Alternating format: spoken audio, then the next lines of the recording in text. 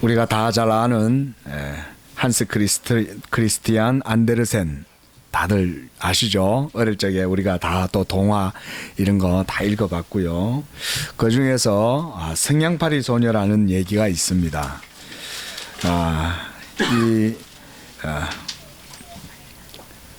뭐 그 내용이 또 실화를 모티브로 해서 또 그렇게 구성이 된 것이라고 그러는데요. 오늘날 복지국가로 유명한 그 덴마크이지만은 산업혁명이 일어나면서 서구 유럽 사회가 이 근대 산업 사회로 전환되어 가는 그 과정에서 유럽이 그 뒷골목 이야기죠. 한마디로 앞에는 자본주의가 점점 왕성하게 형성되어져 가지만은 그것으로 인해서 또 여러 가지 인간적인 그런 부분들이 또 소외되어져 가고 그런 과정 속에 또 이런 성냥팔이 소녀 같은 이런 빈민층이나 또 소외 계층들이 또 그렇게 죽어져 가는 그런 모습들, 그런 것들이 바로 이 성냥팔이 소녀 이야기를 통해서 안데르센이 그리고자 했던 얘기가 아닌가 그렇게 생각이 됩니다. 우리 주님께서 이 말세가 되면요, 세상에 불법이 성하고 동시에 많은 사람들에게 사랑이 식어지리라 이렇게 얘기했습니다. 우리가 교회 안이니까 사실은 그런 따뜻함들을 서로 느끼고 함께 공유하고 살아가지만 우리가 다 알다시피 이 세상의 삶이라는 것이 참 그렇게 말 그대로 서바이벌한 그런 생존 경쟁의 그런 세계가 아닙니까? 우리가 소위 말하는 오늘날 민주주의 또 자본주의 시장 경제 원리 이런 말들 우리가 자주 듣는데요. 그것이 사실은 또 우리가 인간적인 측면에서 보면 이게 사실은 매우 날카롭고 무슨 타작 기계 같은 그런 어떤 구조물이라고도 할 수가 있는 겁니다. 사실은 자본주의 그러면 캐피탈 그러면 우리가 벌써 돈 이루고 자본 그러면 뭔가 얼뜻 좋은 것 같지만 사실은 그 주의라는 이면 뒤에는 그 자본주의를 뒷받침하기 위해서 얼마나 많은 연약한 사람들, 소외계층들, 잊혀져 버린 사각지대에 있는 사람들이 그것의 희생물이 되는가 이런 걸 생각해 보면요, 우리 그리스도인들이 사실은 그런 것들을 쉽게 우리가 생각하고 스쳐 지내보낼 수는 없는 것입니다.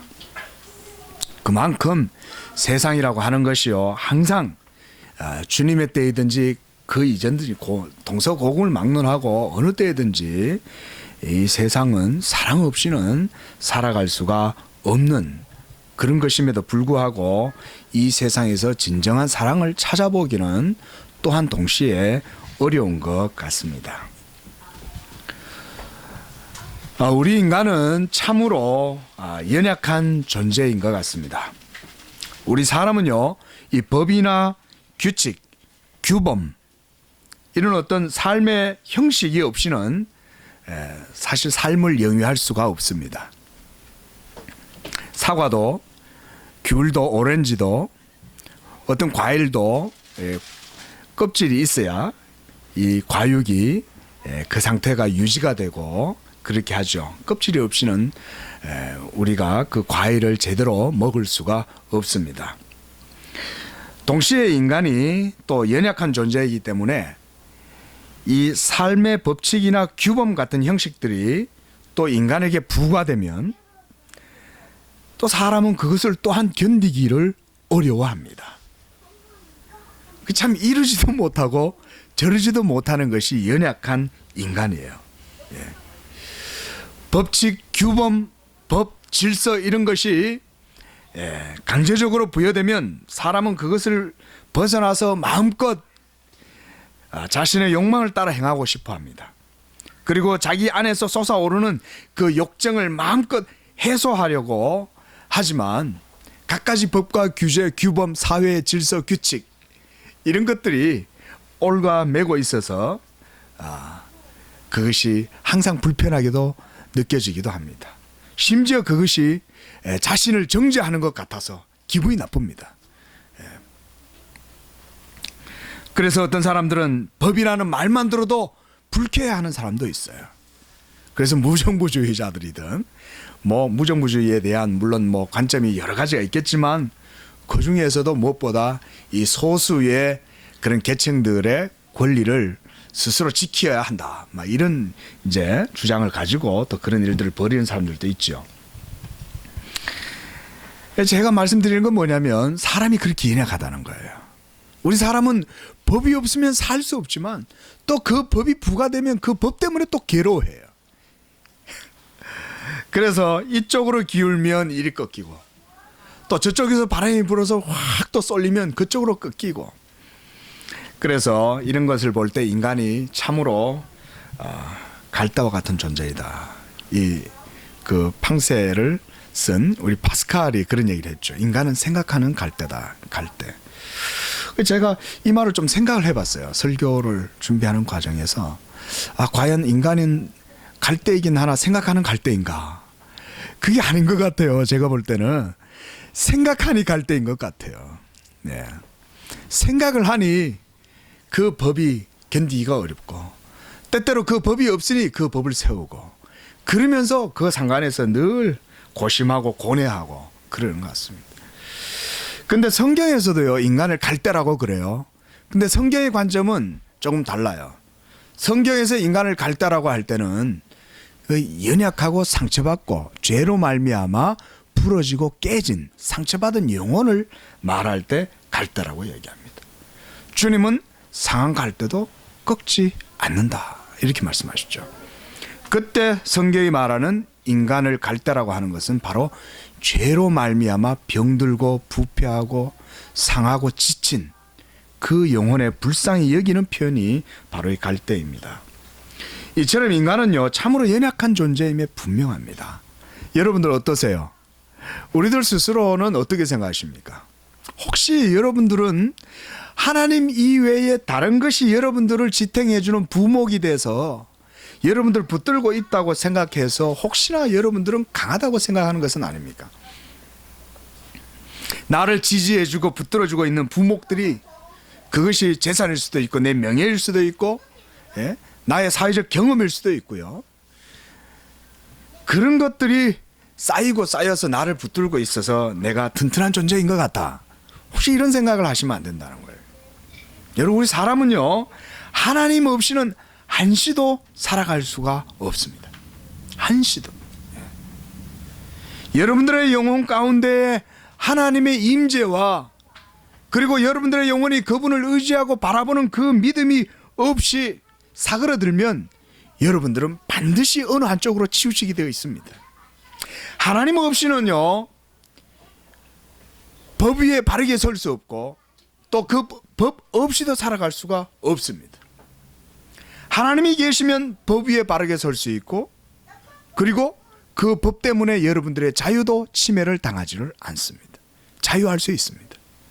자유하면서도 법을 버리는 것이 아니고 법 가운데 있으면서도 그 법에 얽매이지 않는 사람, 이게 바로 그리스도의 사랑 안에 거하는 사람들입니다.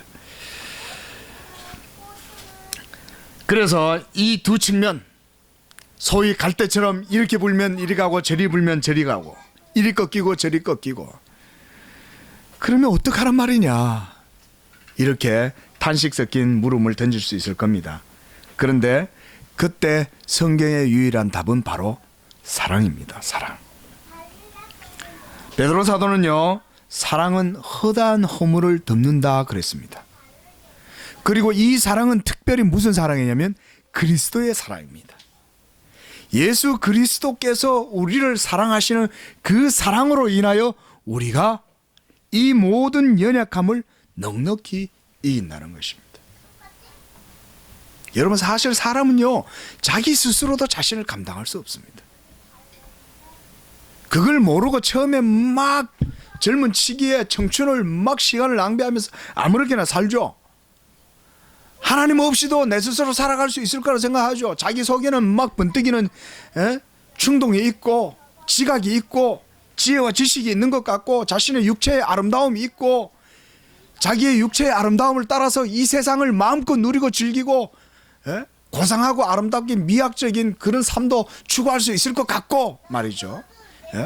예술을 즐기고 문화를 즐기고 막 서구사로 다니면서 여행도 합니다. 레저도 즐깁니다. 그거요 얼마 안 갑니다. 잠시 한 10년 정도 열심히 즐기다 보면 그때부터 눈이 어디로 돌아오면 자기 안으로 돌아오게 됩니다. 그때까지는 자기 주머니에 가득 찬 돈 가지고 이리저리 돌아다니면서 쓰고 즐기고 미술관에도 가고 예술관에도 가고 문화 공연도 보고 막 고상한 생활 하는 것 같아도 어느 순간 시간 지나면 거기에 더 이상 샘물이 나오지 않는다는 것을 깨닫습니다. 사람. 그러면 그때부터는 자기 안으로 눈을 돌려요. 신미안을. 그런데 자기 안을 들여다보면 볼수록 괴로워요. 썩은 눈물밖에 없거든요. 그때는 물론 자기가 썩었다는 것도 모르지만 그러니까 괴로운 거예요. 물은 썩었는데 왜 썩었는지도 모르고 이게 썩었는 건지 안 썩었는지도 모르고 인생이 막 뒤죽박죽이 되는 거예요. 그때부터 이제 조금씩 인생이 겸손해지는 거예요. 모르니까. 예. 제가 청년부를 주로 좀 많이 해봤었는데 대부분 언제 철드는지 아세요? 결혼해서 애 낳으면 철들어요. 청년부 때 성경 공부 시키면요 성경 공부 안 해요. 진리에 관심 없어요. 복음에 관심 없고요. 들어도 자기들 귀에 달콤한 말만 듣고 싶어하고 재밌는 말만 듣고 싶어하지 목사님 뭐 연애했던 얘기나 듣고 싶어하고 첫사랑 얘기나 듣고 싶어하지 막 관심 없습니다. 근데 결혼해서 애 하나 놓고 둘 놓고 남편하고 막 얽히고 설키고 이러고 살다 보니까 이제부터는 인생이 이게 아니다 싶은 거예요. 그러니까 그때부터 성경 공부를 하면 이제 본질적이고 진리에 대해서 관심을 갖는 거예요. 아낙네들이. 예? 그래서 아낙네들하고 성경 공부를 하면 이제 이 청년부 시기를 딱 지나서 서너 살쯤 되고부터는 이제 성경 공부에 이제 빠져들어요. 대부분 물론 뭐 안 그런 분도 있겠지만 대부분 그래요. 왜냐하면 인생을 그때부터 성찰하기 시작하는 거예요. 여자들이. 뭐 남성 성도들은 또 세상을 경험해 보면 아니까 나가서 부딪혀 보면요 만만한 게 아니라는 걸 아는 거죠. 세상이. 예. 그런데요 우리가 신앙생활을 하면서 가장 본질적인 게 뭐냐? 그건 바로 사랑입니다. 그리스도 교회의 생명력도 사랑에서 피어나는 것입니다. 이 사랑이 없으면 세상에도 소망이 없고 교회도 생명력을 잃어버려요. 오늘 주님이 하시는 말씀 보십시오. 새 계명을 너희에게 준다 그랬습니다. 이 새 계명은 서로 사랑하는 것입니다. 그리고 그 사랑은 그리스도가 여러분들을 사랑하신 것 같이 여러분도 그렇게 이웃들과 형제들을 특별히 형제들에 대해서 사랑하라는 것입니다. 그러면서 주님은 35절에 독특한 말씀을 하세요. 뭐냐면 너희가 사랑하면 이로써 모든 사람이 너희가 내 제자인 줄 알리라 그랬어요. 사랑하는데 제자라고 이렇게 예수님 왜 덧붙이셨을까요? 그것은 우리의 믿음의 길은 주님의 사랑을 배우는 것이기 때문에 그렇습니다. 예수님이 우리를 어떻게 사랑하셨는가를 배우고 그가 우리에게 어떻게 자신의 사랑을 주셨는가를 배우고 그걸 통해서 우리 자신이 얼마나 그 사랑에서 무한하게 멀리 있나를 배우고 동시에 그것으로 포기하고 자포자기하는 게 아니라 주님이 나를 사랑하신 그 사랑을 흠모하면서 그것에 감사하면서 그 사랑의 가치를 쫓아서 나아간다는 거예요. 그게 내 제자인 줄 알리라 하는 말씀의 뜻이에요. 그런데 주님이 이 사랑을 주님 자신이 우리에게 행하신 그 모든 본을 일컬어 새 계명의 사랑이다 이렇게 말씀하는 겁니다. 제가 말씀을 준비하다가요. 왜 주님이 새 계명이라고 했을까? 제가 예전에 이 스펄전 목사님의 설교집을 읽었던 게 생각이 났어요. 그 보면 사무엘 러드포드의 이제 이 편지에 대해서 거기에서 언급을 하는데요. 이 세 계명은 제 11계명이다. 11계명이다. 이렇게 언급한 내용이 있습니다. 그렇다고 해서 11계명이라고 해서 이 계명이 구약에 하나님께서 주신 그 율법의 계명에 뭔가 부족해서 더한다 이런 의미는 아닙니다. 이 세 계명이라는 것은. 그리고 뭔가 새로운 어떤 계명을 하나 더 세운다 이런 말씀도 아니에요. 그것이 아니라 그리스도께서 우리로 하여금 그 모든 행하신 일들을 따라서 본받고 배우고 따라 나아가기 위해서 그 사랑을 일컬어서 이렇게 새로운 계명으로 우리에게 말씀을 해 주시는 겁니다. 그렇다고 구약의 율법이 옛 계명이나 헌 계명은 아니라는 것이죠. 그것이. 왜냐하면 구약에 하나님께서 주신 그 10계명은 10계명의 핵심 요의가 뭡니까? 황금률, 우리가 하나님 사랑과 이웃 사랑이죠. 거기에 벌써 다 사랑이 사실 들어가 있는 것입니다.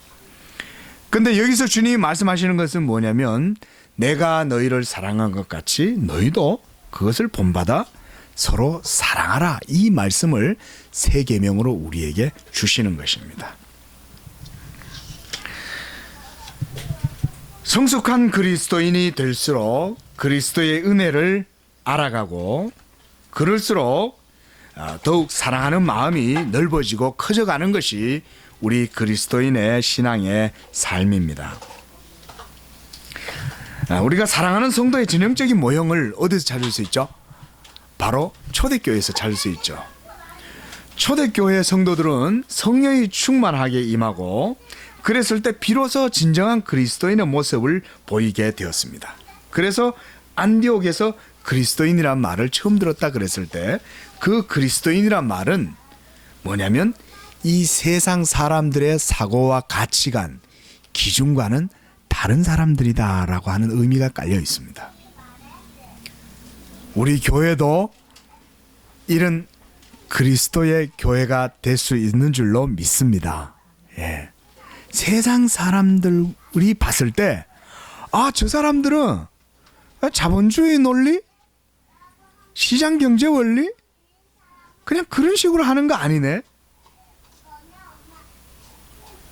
하나를 꼭 내놔야 거기에 맞게 나도 하나 내놓고 이런 것이 아니네.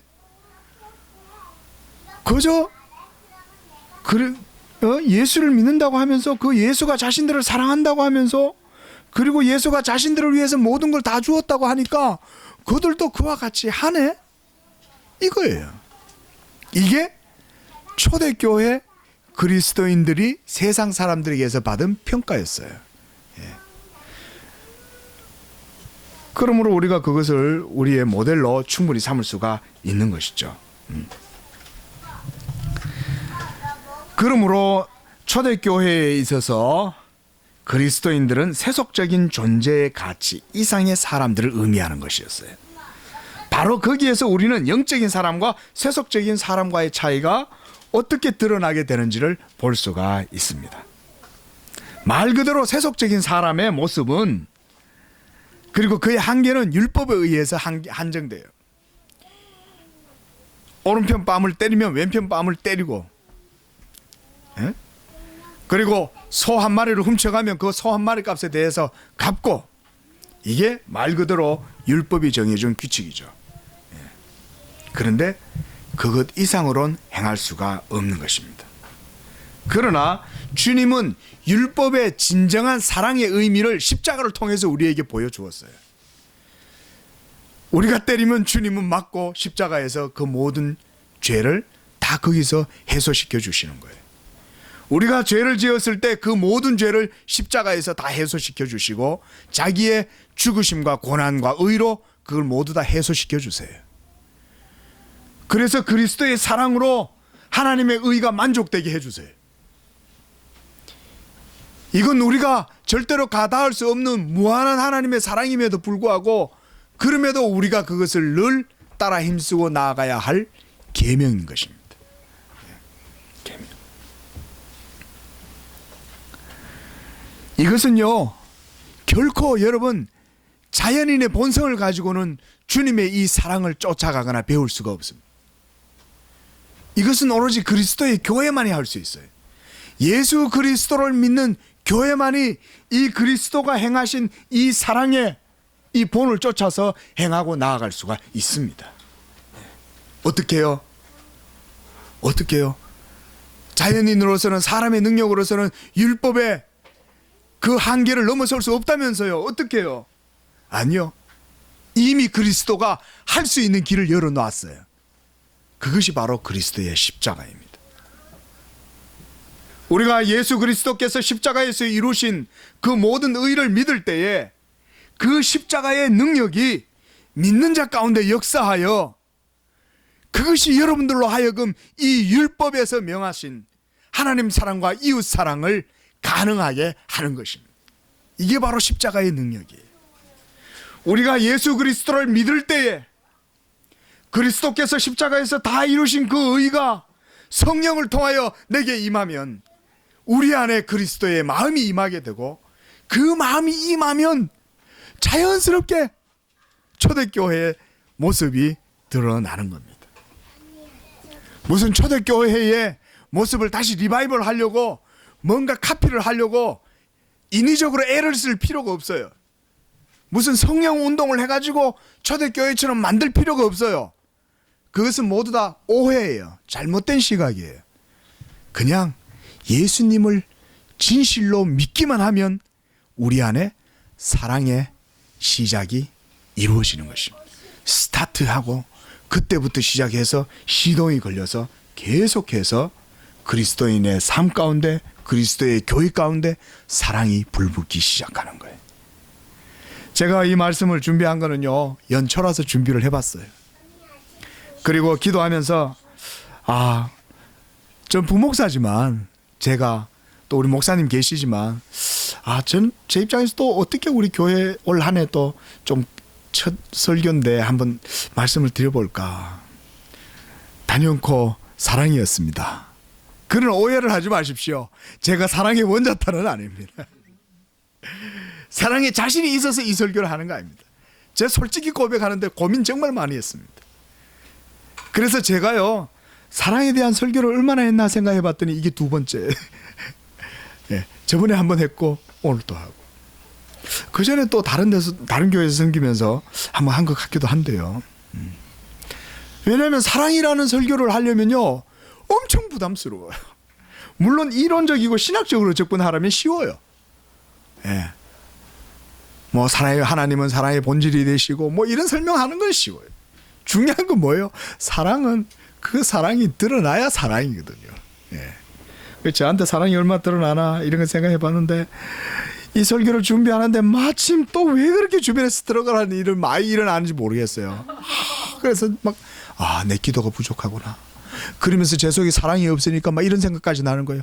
우리 사모가 날 위해서 기도를 잘 안 하는구나. 막 이런 생각까지 들어요. 좀 기도를 좀 해야 내가 사랑이 넘쳐서 알 텐데, 막 이 사랑이 없으니까 이런 생각까지 막 드러나는 거예요. 예. 사랑이 없으면 인간은 쳇바퀴 돌도 할 수밖에 없는. 사랑하는 성도 여러분, 올해 2018년도 또 우리 교회 입장에서는 또 새로운 또 리뉴얼하는 또 그런 시간 아닙니까? 그럴 때 우리가 사랑으로 우리 공동체가 정말 목사님 중심으로 해서 온 교회가 하나님이 기뻐하시는 그런 공동체로 세워 나갈 수 있기를 바랍니다. 우리가요, 그리스도의 복음의 진리에, 그리고 그 교훈과 교리들과 내용들을요, 우리가 지식들을 배울 때 그 모든 것은 다 사랑 안에서 이루어지는 겁니다.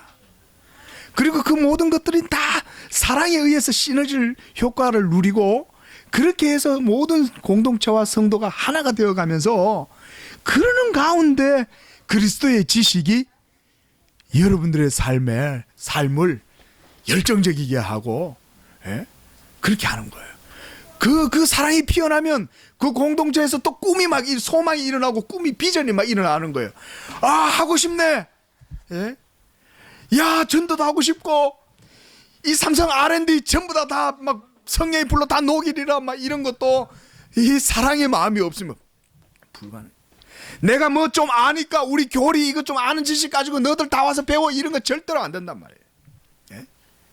그리스도를 아는 이 사랑의 마음이 우리 안에 불붙고 그리스도의 의가 여러분들에게 화롯불이 돼가지고 그리스도의 그 의가 여러분들의 마음을 막 추동시켜서 엔진이 막 시동이 걸리고 그렇게 해서 그리스도를 아는 지식이 막 윤활유처럼 여러분들의 삶을 막 윤택하게 하면 여러분 초대교회에 실현되는 거요. 그리고 평양 대부흥 다시 리바이벌 하는 거요. 저는요 다른 원리 절대로 있지 않다고 생각합니다. 뭐 어떤 분들은 그걸 인위적으로 뭔가 자꾸 운동을 해서 막 하면 캠페인을 하면 될 것처럼 생각하지만 그렇지 않아요. 여러분 성경의 답은 예수 그리스도를 믿는 것 외에는 없어요. 그 믿음 속에 다 하나님의 약속이 다 들어있어요. 이거 굳게 믿으시고 우리가 올 한 해 그리스도의 이 사랑을 함께 배워가는 그리스도의 제자된 교회로서 사랑이 더욱 넘쳐서 생명과 지식이 우리 안에 가득히 넘치는 복된 그런 우리 교회가 될 수 있기를 주의 이름으로 축원을 드립니다. 기도하겠습니다. 자비하신 하나님 아버지, 주님께서 낮고 천한 저희들 가운데 오셔서 친히 하나님 아버지의 그 크신 사랑을 나타내 보여주시고 친히 우리 대신하여 모든 의가 되어주셔서 이제 누구든지 자신을 믿는 자들은 그 의로 말미암아 살고 또 그 의로 말미암아 생명의 삶을 살고 그 의로 인하여 많은 이들에게 그리스도의 생명의 향기로 살아가는 존재가 되게 하심을 인하여 감사를 드립니다. 그리스도께서 우리를 위하여 행하신 그 모든 사랑을 우리가 또한 알고 보았으므로 이제 우리 교회가 이제 더욱 성숙한 모습으로 이와 같은 사랑을 우리가 힘써 배우고 또 이 새 계명을 쫓아서 주님의 몸된 교회를 온 성도가 사랑 가운데 세워나가는 그런 교회가 되도록 축복하여 주시옵소서. 거룩하신 예수님의 이름으로 기도하옵나이다. 아멘. 찬송 200